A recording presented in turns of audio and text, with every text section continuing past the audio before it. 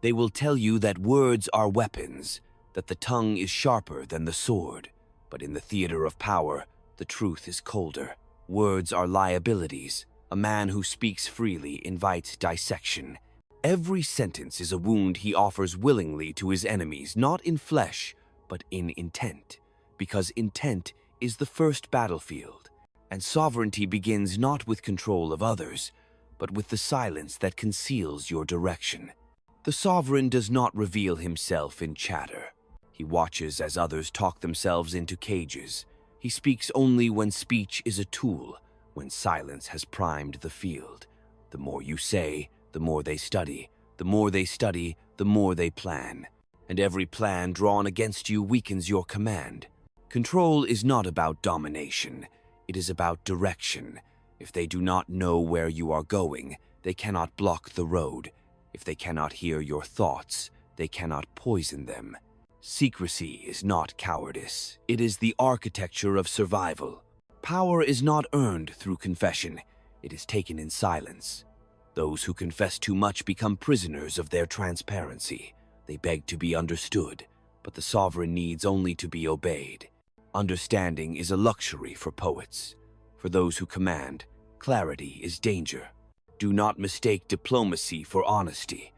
A diplomat may speak with elegance, but never with his whole self. A sovereign speaks with calculation, every word, a maneuver, every pause, a strategy. Because in statecraft, truth is not sacred, it is instrumental. Even loyalty feeds on mystery.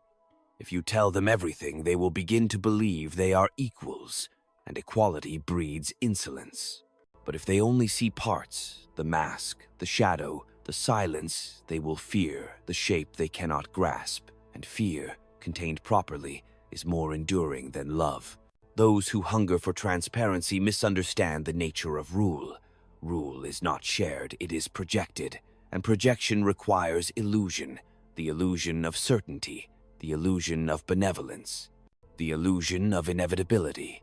A ruler who speaks too much unmasks himself, and no mask, once shattered, can be repaired.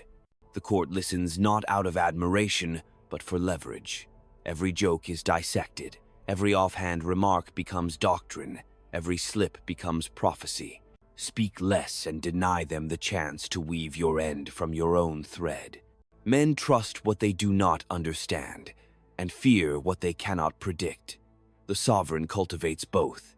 He is neither cruel nor kind, he is unknowable, and in that distance lies his command. Silence is not emptiness, it is space, space for others to reveal themselves. The sovereign learns more in quiet than in noise. He watches who fills the silence, who flatters, who boasts, who confesses, and in their disclosures, he finds their weaknesses. Even betrayal begins with talk, the whisper behind closed doors, the self-pity spoken too loud. Words are the prelude to disloyalty. If you listen closely, you can hear the future of every man, but only if you are not speaking yourself. There is no virtue in being known. Visibility is exposure. Exposure invites attack. The sovereign is not a celebrity. He does not need applause. He needs control. And control begins when you stop craving to be understood. History is a graveyard of rulers who mistook noise for influence. They declared, they explained, they justified. And in the explaining, they became predictable. Predictability is vulnerability. The enemy plans not against your power, but against your habits. The modern ruler must master the art of presence without exposure, to be seen without being understood, to shape the field without entering it, not by lying, but by withholding. The most powerful truths are the ones never spoken. You do not need to silence others, you only need to deny them your voice. Let them fill the air with opinion. Let them debate shadows and projections, while you build in silence, while you move beneath the surface. In this world, the loud die first, because they are easiest to target. The sovereign moves like fog everywhere and nowhere, never forming edges that can be cut. He leaves no sharp silhouettes to aim at, no confessions to weaponize.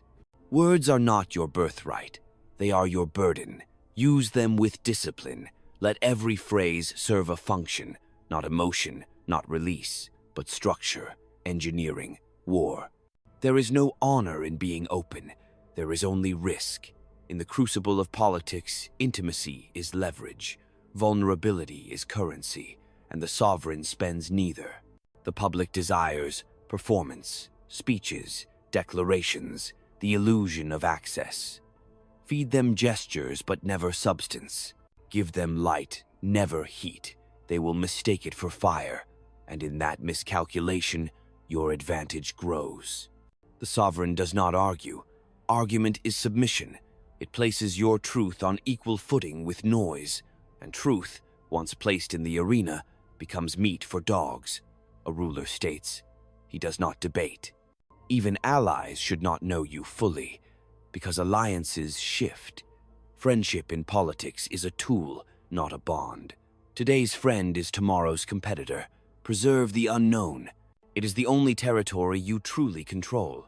Every kingdom is built twice, once in reality, once in perception, and perception is more fragile. One ill-judged word can collapse it.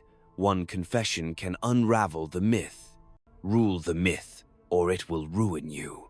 Silence is not the absence of communication, it is the height of it. The sovereign communicates through action, through timing, through absence. The world listens more carefully when they are unsure what you will say next, or if you will say anything at all. Let others chase validation. Let them brand themselves, expose themselves, explain themselves. Their addiction to visibility is your shield. You will not be betrayed by what you do not reveal.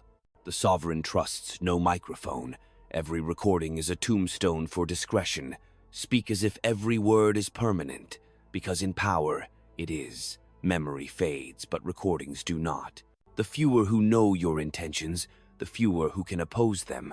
Let them speculate. Let them guess. While they argue over shadows, you carve stone. Do not confuse transparency with accountability. One is for appearances, the other for survival. A ruler who is truly accountable tells little and listens well. He gathers, absorbs, adapts, but speaks only to shape, not to share. Your enemies are not the loud ones.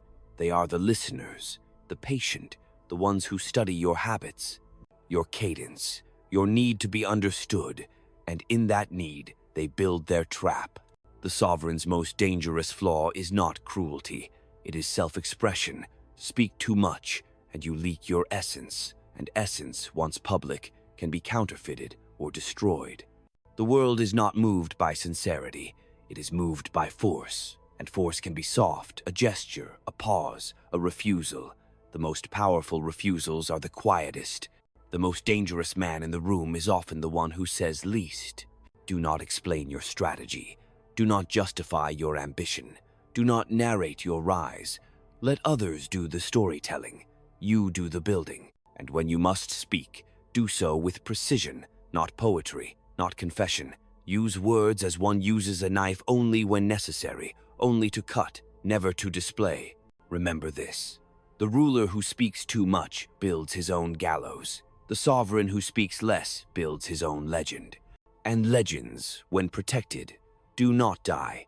Sovereignty begins with saying less. It ends with commanding everything. The sovereign learns early that most men are slaves to their own voices. They speak to soothe themselves, to be witnessed, to bleed their intentions into the world in hope of approval. But approval is a luxury a ruler cannot afford. Approval breeds expectation, and expectation breeds entitlement. The sovereign must deny himself the narcotic of being understood. For the moment he hungers for understanding, he becomes hostage to those who grant it.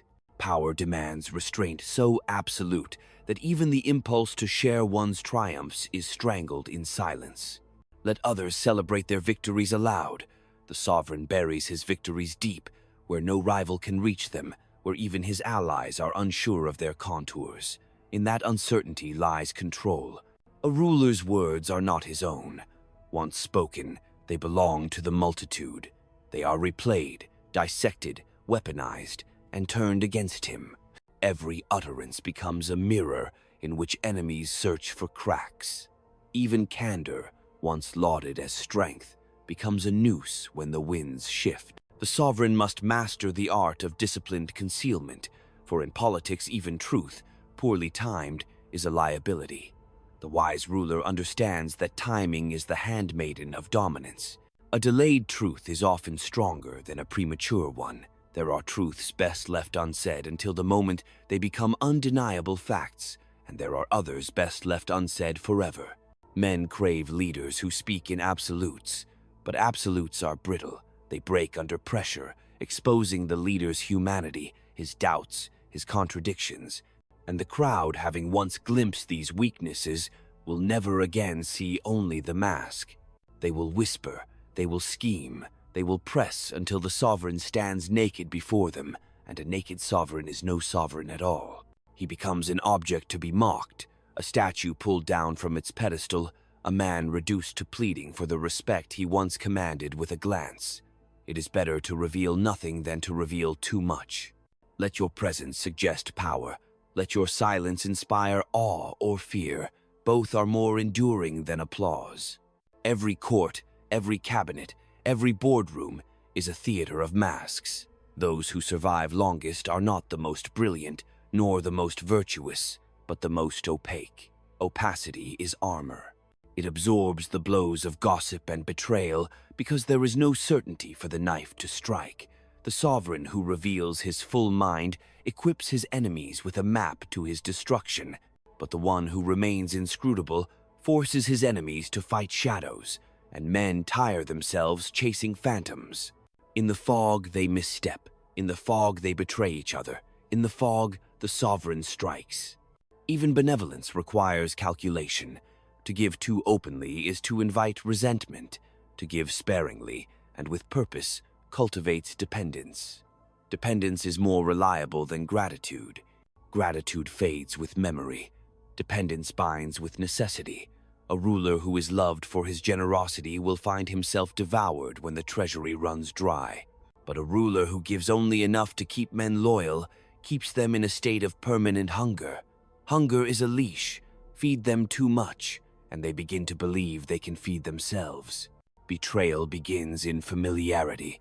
It festers in those who believe they have seen the whole of you, who believe they know the edges of your ambition. The sovereign gives them nothing to hold on to. He is cordial but distant, warm but unknowable, present but untouchable. Men cannot betray what they cannot grasp. They cannot envy what they cannot measure. They cannot oppose what they do not understand. Control is not maintained by force alone. It is maintained by perception, and perception is a delicate architecture. One word out of place can tilt it. One careless revelation can collapse it. The sovereign must speak as a builder lays stone, with precision, with weight, with an eye to permanence. And like a builder, he knows that sometimes the strongest structures are the ones left unfinished, the ones whose silence suggests there is more to come. Those who demand honesty are not asking for truth, they are asking for ammunition. They wish to know your secrets, not to understand you, but to own you, to manipulate you, to dismantle you. The sovereign denies them this pleasure. He lets them speculate. He lets them fabricate their own narratives. And in doing so, he ensures that no single narrative takes root. The more stories they tell about him, the less certain they are of any. Uncertainty is a moat no army can cross. Even love is dangerous to a ruler. Love blinds men to faults, but it also breeds expectations no mortal can fulfill. When the illusion of perfection shatters, love turns to rage faster than fear ever could. Fear, tempered and disciplined, is safer. Fear keeps men cautious. Fear keeps them obedient. Fear, unlike love, does not demand reciprocity. The sovereign must remember this. He is not their confessor, not their companion, not their savior. He is their axis. The world turns because he wills it to turn. Should he falter, chaos waits. There are rulers who believe in winning hearts. They build empires on sentiment and suffer ruin when sentiment shifts. Sentiment is a storm. It changes with every season. The sovereign builds instead on interests. Interests are predictable. They endure. A man may change his heart 100 times, but he will not betray what sustains him. Keep him fed, keep him secure, keep him afraid of losing your favor, and he will serve. To rule is to be alone. This is the first and harshest truth. Those who cannot bear solitude cannot bear power. For in power there are no equals, only those who submit and those who plot. A sovereign who craves companionship invites conspirators into his inner circle. A sovereign who craves understanding hands his enemies the keys to his mind. Better to be a fortress, solid, unyielding, surrounded by walls. Walls do not betray. Walls do not gossip. Walls do not demand explanations. And if ever you feel the temptation to speak, pause. Ask yourself what speaking will serve. If it serves only to soothe your ego, to display your brilliance, to confess your fears, swallow the words. The ruler who learns to swallow his words masters himself, and mastery of self is the foundation of all other dominion. In this age, men believe that exposure is strength. They publish their thoughts, their desires, their sins, believing that vulnerability disarms attack. But in power, vulnerability invites the predator. It whispers, "Here is my soft flesh. Here is my open wound. Here is where you must strike." The sovereign shows no wounds. He may bleed in secret, but never in public. To the world he is marble, unbroken and unbreakable. The highest art of sovereignty lies in ruling men, mastering appearances, and using your words and deeds to secure power. Restrain yourself only as much as it strengthens your hold over others. For the only true enemy of the sovereign is within, the part of him that longs to be known, to be loved, to be understood. Kill that part, starve it, and in its place cultivate silence. Sovereignty begins with saying less. It becomes unassailable when you need say nothing at all.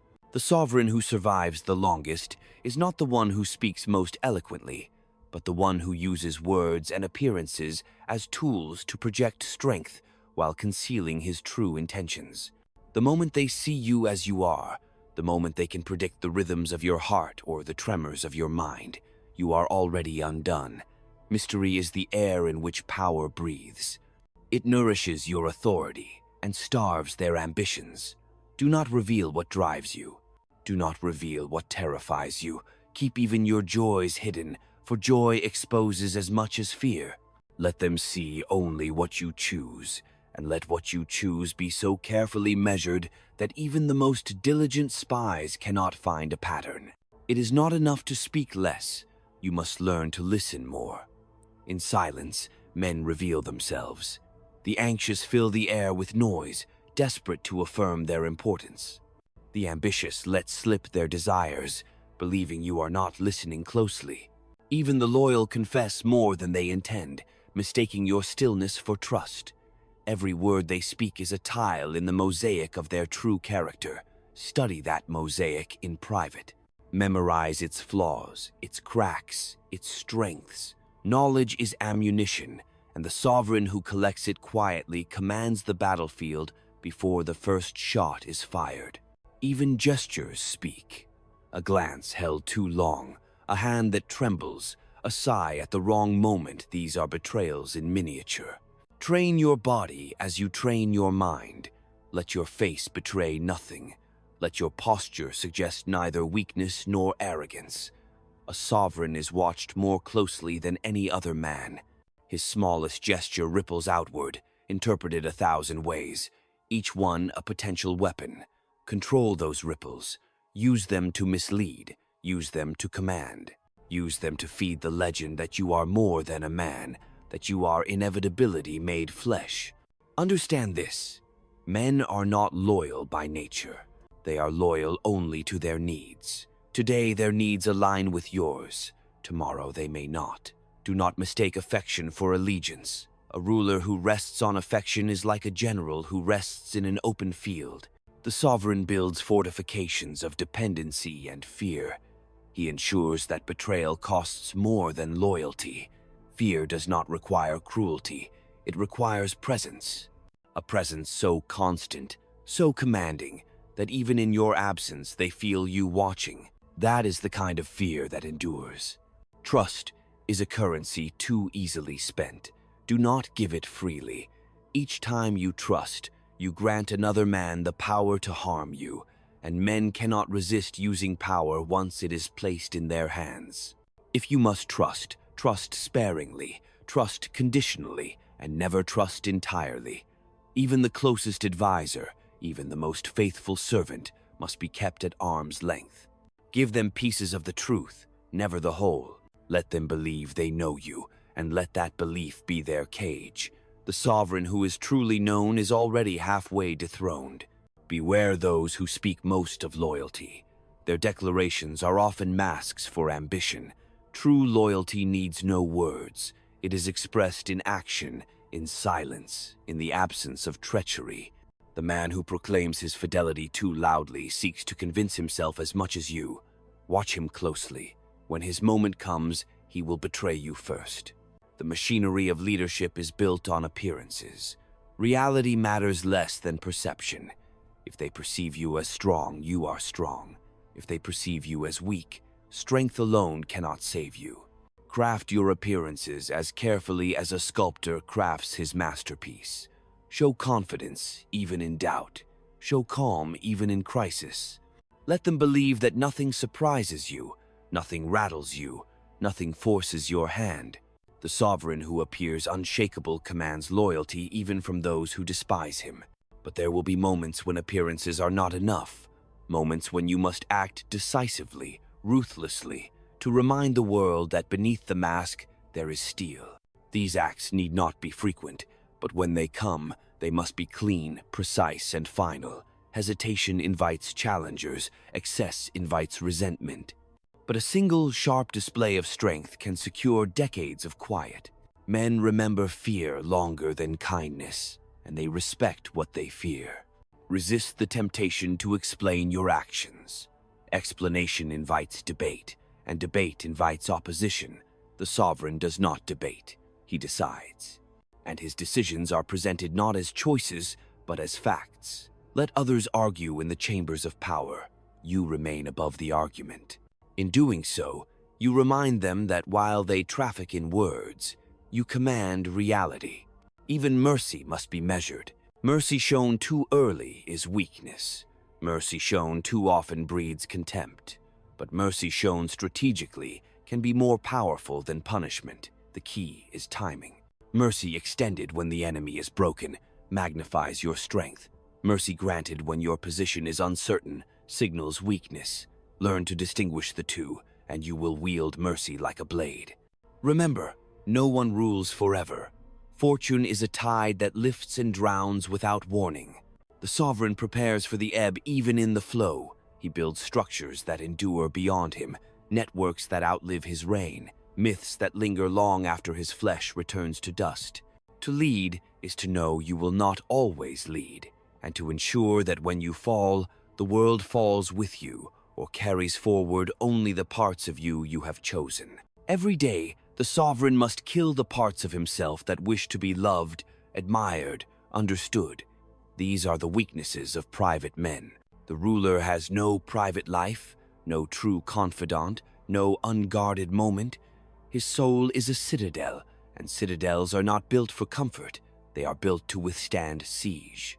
The greatest rulers are not remembered for what they revealed, but for what they concealed, for the mysteries that lingered long after their deaths, for the questions they never answered, the intentions they never confessed, the depths they never allowed to be plumbed. Men fear what they do not know.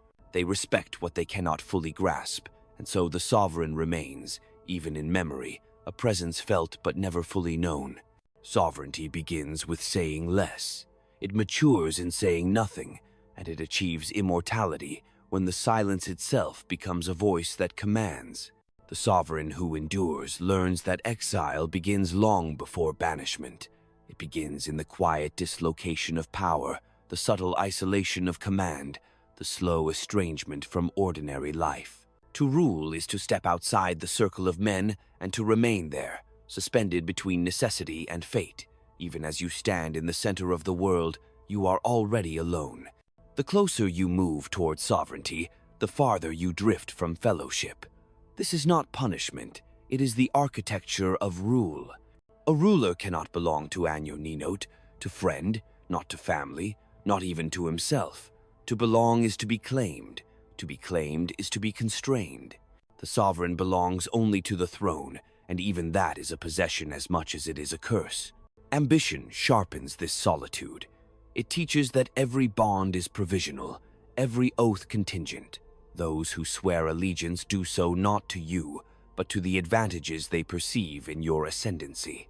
When your star rises, they will cluster around you like moths to flame, basking in the heat of your fortune. When it dims, they will scatter, carrying with them scraps of loyalty to trade in other courts, other chambers, other fires. The sovereign must accept this transience without bitterness. To resent betrayal is to misunderstand its inevitability. Treachery is not an aberration, it is the default condition of politics. A ruler betrayed is a ruler who has forgotten that. Even in exile, power does not disappear, it merely changes shape. A sovereign cast out from his realm retains one priceless resource: memory. Memory of how men are moved, how factions are built, how fear is cultivated, how hope is dangled like bait. From this memory, a new architecture can rise. Often, the exiled ruler is more dangerous than the seated one, for he is unbound by office, unburdened by protocol, unseen by his enemies until it is too late. The art of survival lies in learning how to command without a throne, how to manipulate without authority, how to inspire allegiance without territory. A ruler who masters this art has already begun to return. The theater of appearances is never closed, even in absence. Perception is reality, and reality bends to those who shape perception best. The sovereign understands that he does not need to be present to be feared. He does not need to speak to be heard. He does not need to act to be felt. Power radiates from myth, and myth is crafted not from facts but from symbols, silences, and shadows. The man who understands this wields influence even when stripped of his crown. The man who does not becomes a footnote.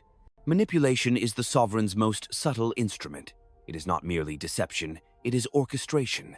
To manipulate is to compose the emotions of others as a musician composes sound. A ruler stirs fear not with blunt threats, but with hints, rumors, silences that invite the imagination to supply terrors more vivid than any decree. He inspires loyalty not through affection, but through the careful cultivation of dependence, making himself the axis upon which their fortunes turn. He breeds confidence not with truth, but with the projection of certainty, even when he himself doubts. Manipulation succeeds because men crave to be led, to be comforted, to be given the illusion of choice while being guided toward inevitability. Yet the sovereign must never manipulate so clumsily that the strings are visible. The puppeteer who allows the crowd to glimpse his hand invites rebellion. Appearances must be maintained with such delicacy that those being controlled believe they are acting freely. A ruler's true mastery lies in making men obey without ever commanding, in making them desire what he desires, in making them believe that their fate and his will are indistinguishable. Ambition, if left unchecked, devours its master. The sovereign must learn to wield his ambition without being consumed by it. Ambition is fire. Contained, it warms and drives. Uncontained, it burns and destroys. Many rulers have climbed so high that they mistook themselves for gods, only to be hurled down by the same forces that elevated them. The wise sovereign knows that every rise carries within it the seed of a fall. He moves not with arrogance but with calculation, not with haste but with discipline. He does not grasp for every opportunity. He selects those that strengthen his position and discards those that expose his flank. He understands that to rule all is to rule nothing if it cannot be held. Even fate is a tool for the sovereign. Men believe in destiny because it relieves them of responsibility. The ruler who understands this can cloak his actions in inevitability. He speaks not of choices but of what must be, of tides that cannot be turned, of stars that have already aligned. In doing so, he transforms resistance into futility and obedience into a kind of faith. It is not enough to command. One must appear destined to command. Destiny silences doubters more effectively than any blade. Yet the sovereign must not succumb to his own myth. He must remember that destiny favors the prepared. Fortune smiles only on those who have built the means to seize it. When luck deserts Himas, it always does, preparation remains. Power is not the inheritance of the favored. It is the prize of the relentless, the patient, the silent. There is no virtue in weakness, but neither is there virtue in cruelty for its own sake. The sovereign does not strike because he enjoys it. He strikes because the architecture of power demands it. Punishment is not vengeance, it is instruction. A single, well-chosen punishment teaches more than 100 laws. Mercy, when granted wisely, binds more tightly than chains. But mercy granted too often, or too soon, invites contempt. The sovereign dispenses both mercy and punishment with the same cold hand, guided not by feeling, but by necessity. The theater of appearances demands a careful balance. The ruler must appear accessible but remain untouchable. He must seem benevolent but be feared. He must radiate strength but betray no effort in displaying it. Even the sovereign's flaws must be curated, never too perfect to seem inhuman, never so flawed as to appear weak. In politics, even imperfection can be a mask. Sovereignty begins with saying less, but in its final form, it transcends words altogether. It becomes an atmosphere, a gravity, a force that shapes men's thoughts and actions even in your absence. At this stage, silence is no longer a tactic, it is your essence. You no longer need to speak to lead. You no longer need to be present to command. The sovereign who achieves this has become untouchable, a presence felt in every chamber, feared in every whisper, obeyed in every heart. And yet even then, he remains alone. For in the end, sovereignty is not freedom. It is the ultimate captivity, the captivity of command, the burden of vigilance, the knowledge that one misstep can unravel everything. The sovereign walks forever on the edge of a blade, and to falter is to fall. And yet even the sovereign, for all his silence, for all his control, for all his mastery of men and appearances, must confront the truth that no throne lasts forever. Power is not eternal. It is a current flowing through the hands of one man, only for as long as he can hold it.